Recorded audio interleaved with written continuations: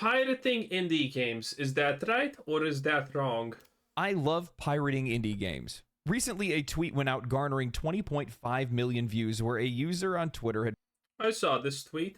I didn't read the comments though. I really wonder what is the mainstream opinion. Is it good? Is it bad? Why is it bad? Why is it good? posted an image of themselves downloading the indie hit first-person shooter Ultra Kill. And the solo developer who made that game, going under the name Hakita, responded to the user saying, "As creator of said game, you should support indies if you can. But culture shouldn't exist only for those who can afford it. Ultra Kill wouldn't exist if I hadn't had easy access to movies, music, and games growing up. If you don't have money, you can support via word of mouth."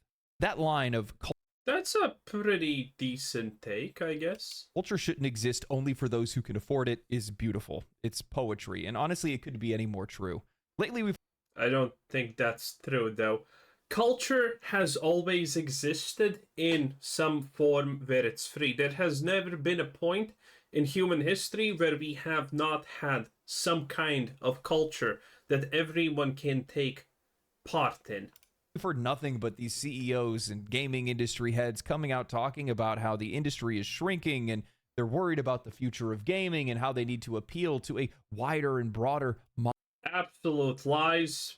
This is what's killing the game industry. Modern audiences and all of that stuff. If you're worried about shutting down, how about this crazy concept of an idea? A strategy, if you will. How about making the game's main female protagonist not an ugly donkey-looking creature feature? How about that? modern audience, and the bell is tolled. It's been ringing loud and clear, and everybody can hear it except for these guys. See, because gamers today have been doing whatever they can by any means necessary to play the games that they want to play, and that's only because these CEOs and the heads of the industry are more concerned with the payers rather than the players.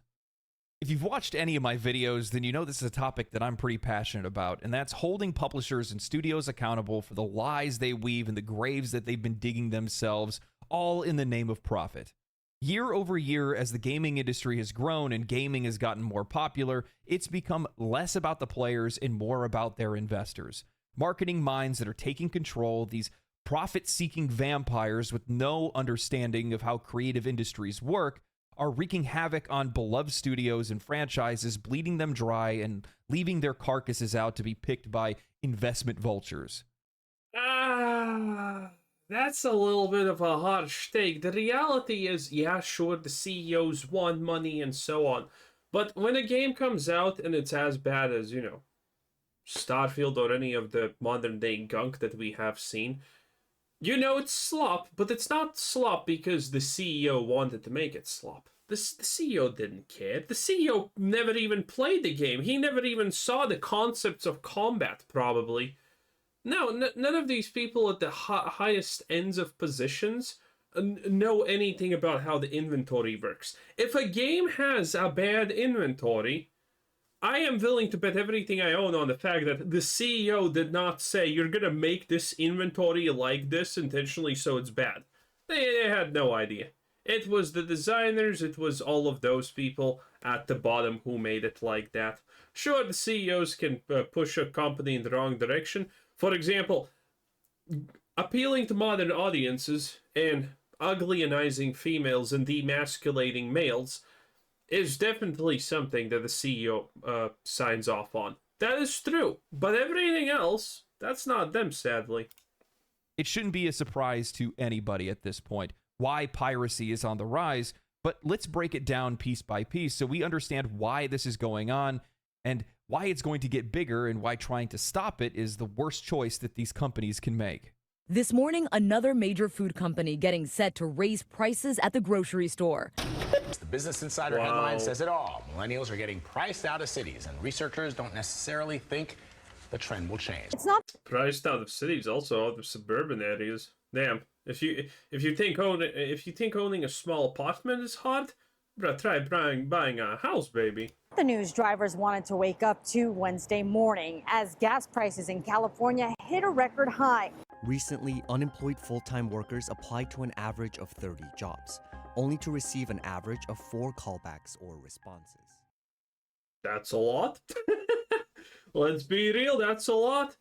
Also, I hate these statistics because this is like millennials going out of school, being in debt, finishing a degree in Indonesian trans culture dancing, and then they're applying to some kind of super high paying position that they have no chance of getting, and they're like, why didn't I get the call back? Are you telling me this company that produces microchips has no need for someone who specializes in trans Indonesian dancing?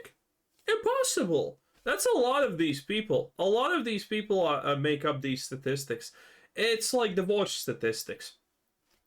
You think divorce statistics are bad, but then you understand, wait a minute, people who get divorced typically get divorced many more times.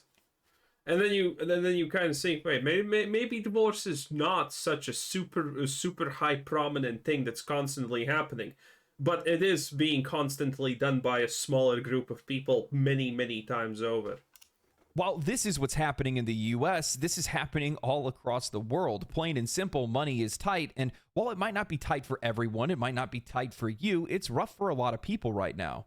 As an example, when games like Ubisoft's Assassin's Creed Shadows and Star Wars Outlaws are selling for $130 for the full game first day experience, without any regional pricing, that's over 700 Brazilian real. That's costing 1/4 of the average income of somebody in Brazil. Yeah. You carry that pricing over to other countries with even lower average incomes and even less valued currencies, and one single game could be something that they could be saving months for.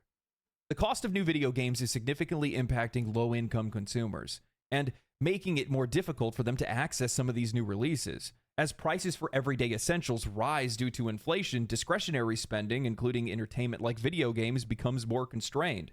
This is Yeah, but it should be more constrained. If you can't afford groceries, you probably should not be buying video games. A lot of people have kind of forgotten this fact about life. You're not supposed to have everything in it. That's only afforded for the very few individuals in life. And you're probably not one of them. I'm not one of them, okay? And it's just how life works. But nowadays, people are used to almost getting almost everything, and when they actually need to save money or not spend money on something that they want, they pretty much just go ballistic. particularly evident in low-income households, which spend a larger portion of their income just on necessities, and they have less flexibility when it comes to price increases. So what is someone to do when a game just isn't accessible for them? And even when games are on sale, it's still too expensive. Well, they pirate. Piracy is a service issue. Plain as day, as simple as can be. It's a famous line said. Everything you just described is not a service issue, though. It's a money issue. Before, Gabe Newell probably said it, I think, if I'm not mistaken, or something like that. Yeah, Gabe said it. What's going on right now is that there is a severe lack of regional pricing in the industry. There's a lot of games that are out there that are not fairly priced in every region, and as such, there's a lot of players that are out there that just don't have access to these games. It's not realistic for them to be able to afford any of these. And I realize there's going to be some people that are going to hop in and go, "Hey, Mr. Streber." I think he really misunderstands what a service issue is. A service issue is when you don't have an easy way to acquire, well, anything, honestly, in this situation. It can be a car, because there's no cars being sold in your country, or you need to wait in line 10 years, for example, a car. That is a service issue, where people are gonna try and use illicit means to acquire what they want. That is a service issue. A game being one click away on Steam, even if you're Brazilian, is not a service issue. It's a money issue. These things are completely different. YouTube guy, look here, there's tons of cheaper games that are out there. There's indie games that are out there. There's free-to-play games, man. There's free-to-play games. And while you're right, there are free-to-play options. You got games like Warframe or Genshin Impact or Fortnite and stuff like that. And while that stuff can work, keep in mind at the exact same time, a lot of games like that are built to take advantage of those kind of people. Not all of them, but a lot of them are. And of poor people? Genshin Impact is made to take advantage of poor people? This is the first time I hear about taking advantage of poor people. These games do take advantage of people, but in a broad sense. Not that Genshin Impact was not made specifically so poor people want to play it. Fortnite was also not made so poor people want to play it. I don't think there is a single game that has been made that specifically targets poor people. what I mean by that is that it's much easier to get somebody to spend $3, $5, maybe $10 than it is to get them to spend $70 or $130. It's a way for them to be able to capture. Yeah, but that doesn't mean they're poor. Yeah, that has nothing to do with them being poor. Some of those sales that they haven't been able to get because some of those people can't spend that much money, but we can nickel and dime them. That's much easier to do. That's the part of the prevalency of microtransactions more than anything else. And keep in mind, if you can nickel and dime the poor people, you can probably do the same thing for not poor people, and that would be way more lucrative, because if you look at statistics in the world, you're gonna find this crazy thing. The fact that the most of the world is not actually poor. The most of the world is average. Chances are, yeah, there's gonna be a couple of people who watch this who are actually poor, but most of you are gonna be average. And for every poor person that we find and says, "Oh, I'm poor," there's probably gonna be a person who is capable of commenting down below them, "Well, I'm the top 10% of the country." That's how this stuff works. If you can nickel and dime the poor people as effectively as the medium people and the wealthy people, why wouldn't you just nickel and dime the wealthy people, because that would probably be more money at the end, or at least the medium people, because that's a bigger mass. And if it's a bigger mass that you can nickel and dime with the same percent of success as the poor people, you automatically get more money because there's less poor people in the world that probably play games than average income people. Find it the exact same too is that a lot of those games are built to take advantage of them also for being, well, food for the whales more than anything else, the schools of fish that the whales feed upon. And one of the things that's kind of that is Diablo Immortal, and those are pay-to-win games. Yeah, sure. Bothering me lately, especially thinking about when people point to free-to-play games for folks that don't have a lot of money, is that I'm wondering if a lot of this regional price locking isn't put in place specifically to try to drive those players into their free-to-play games in the first place. And the reason being is because the more players that are there and the more players that aren't spending a lot of money that are there gives more fish for the whales. No. Regional pricing is made so people don't abuse the system on Steam. You know? That's why regional pricing exists. They have specific rules for Russia because people in Russia try to... this is a huge problem for Steam. People in Russia try to buy everything, a lot of keys, and resell them because they bought them for, you know, the lowest price ever, and they try to make a profit that way. That's why regional pricing exists. To feed on. And also on top of that, it emboldens the prices and emboldens the purchases that a lot of these whales will end up paying for, because of the fact that there's more people to be able to show off their skins to, more people to beat them in PvP, more people to show off their characters to, and whatever else. And I think it's also really important to keep in mind. This sounds like a mistake, because this implies the fact that free-to-play games are always more popular than pay-to-play games. And that's flat out not true. Yeah, I mean, Fortnite is the biggest and it's free-to-play, but it doesn't work like that. Mine too is that while there are these free-to-play options and cheaper options, what if those aren't the games that these players want to play? Another key issue that's becoming more apparent year over year is digital only and online only. While the internet has become more widely accessible over the years, a 2023 study shows that approximately 67% of the world's population has access to the internet in varying degrees, but that still leaves 2.6 billion people without access at all. And most of those people are in Africa, rural China, or rural India. They can't play your game anyway. They're trying to not die from malaria. And keep in mind, I said varying degrees. While this study shows that they have access, the wide majority of that is likely not the high-speed internet that many of us enjoy, or even internet that's in their own household. Meaning that even if they have access, it's likely impossible to believe that any of them can even attempt to download Call of Duty Black Ops 6's half a terabyte download before Activision releases the next Call of Duty.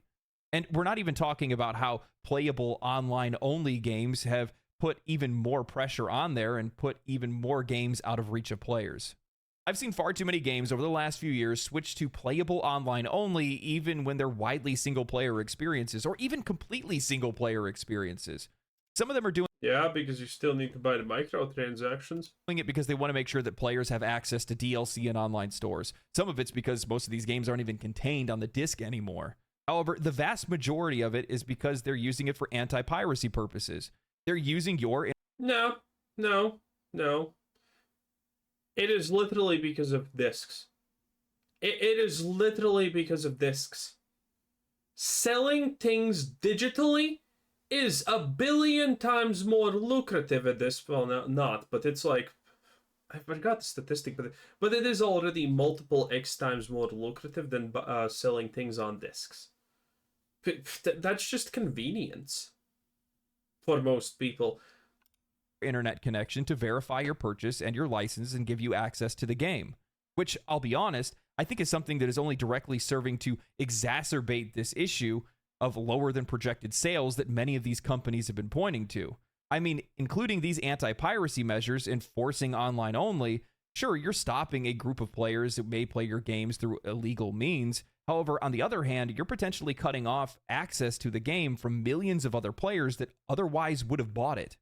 Let's use a game like Diablo as an example. Both Diablo 3 and Diablo 4 work for this because they are back-to-back Blizzard's fastest-selling titles of all time, record breakers. I mean, the Diablo franchise is one of the most recognizable IPs in all of gaming. Yeah. But when you have a game that appeals to that wide of a player base, that attracts that much in sales, that equally means there is just as large of an audience that's out there that would have bought and played that game if they had the ability to. But they didn't because Blizzard didn't make it available to them by locking a mostly single-player experience to online only. Wait, again? Much in sales. That equally means there is just as large of an audience that's out there that would have bought and played that game if they had the ability to. But they didn't because Blizzard didn't... No, this is just a baseless assumption. Currently, most people in the world who can't get internet can't also survive until maturity without serious problems. People who currently cannot get internet they have bigger problems than buying Diablo when it's finally available to them. They have way bigger problems than that. So no, they're not losing out on a huge market here.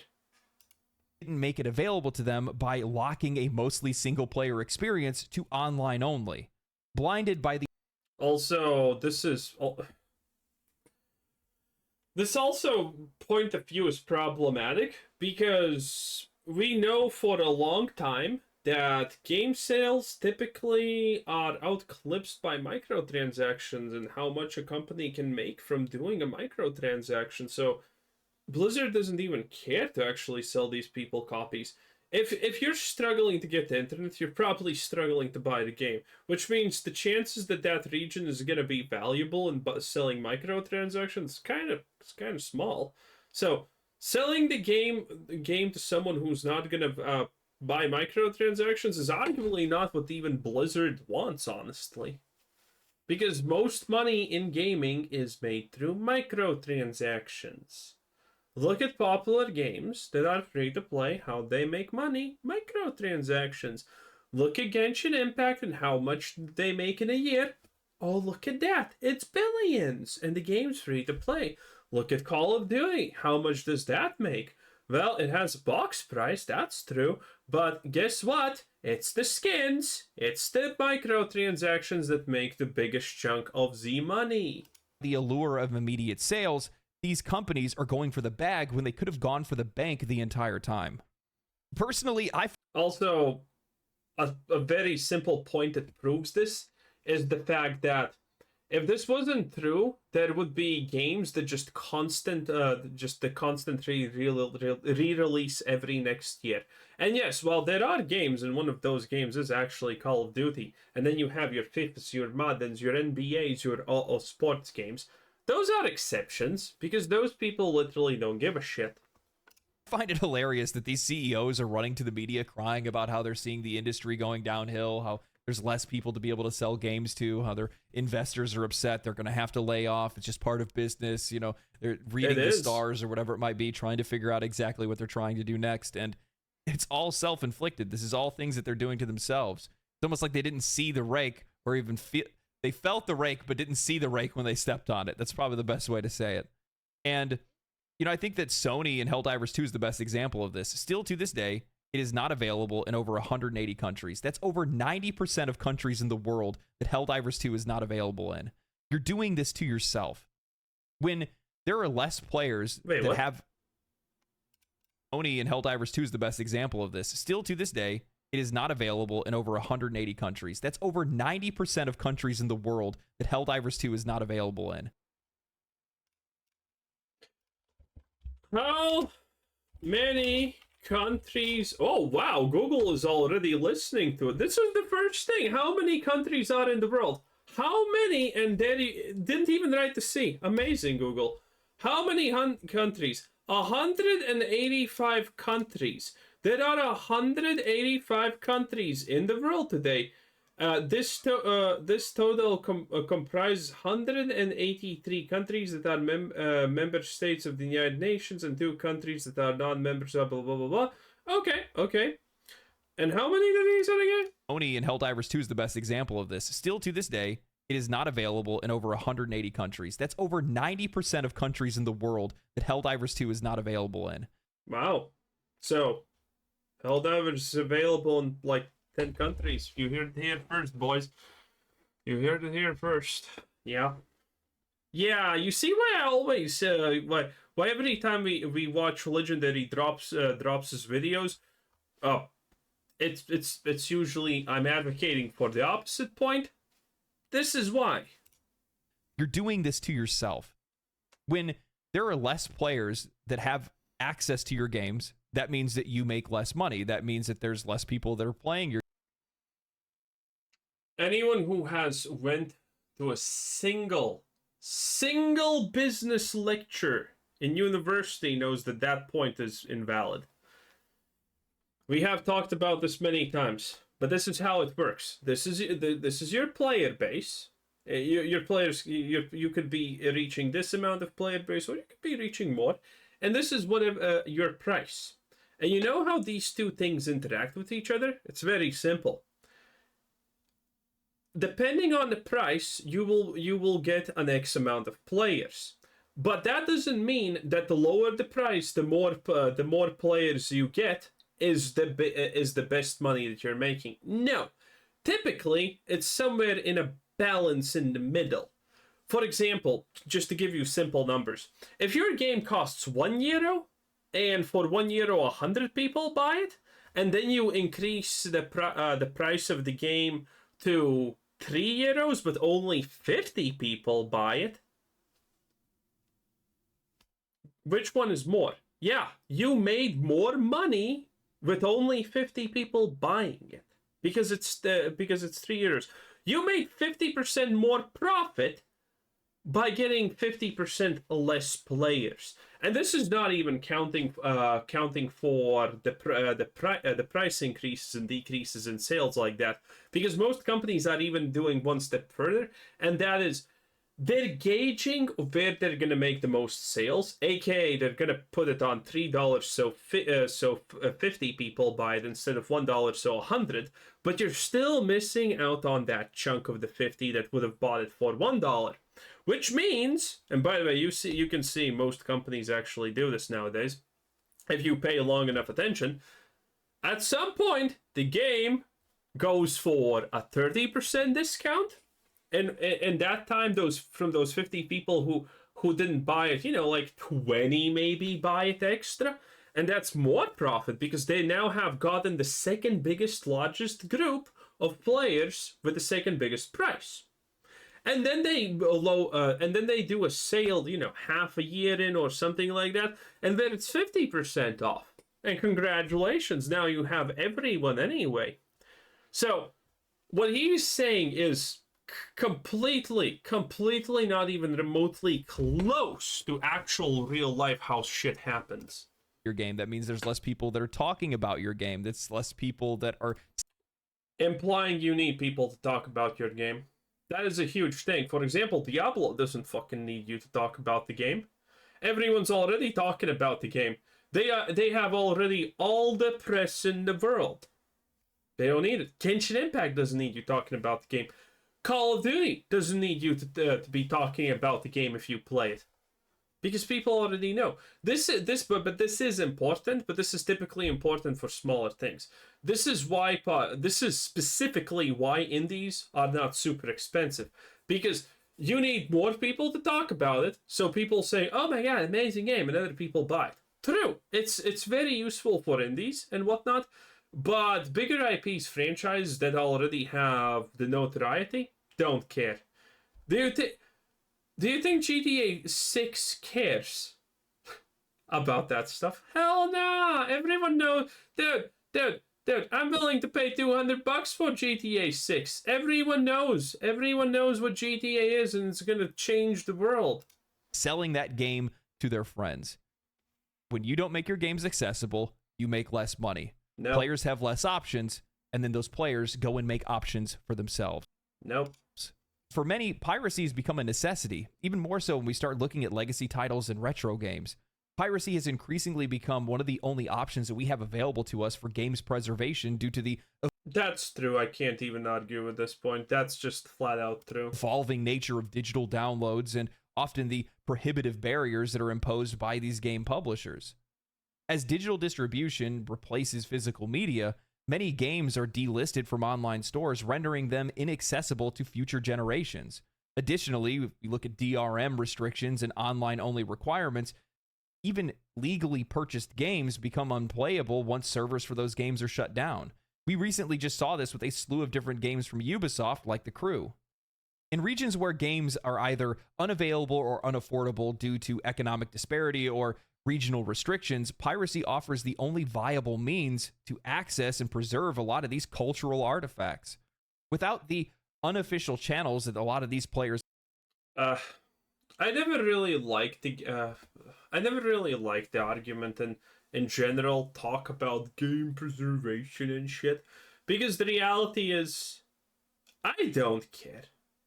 I think it's nice if you preserve a game, sure, but the reality is I don't care. If it's a bad game, let it be lost to time.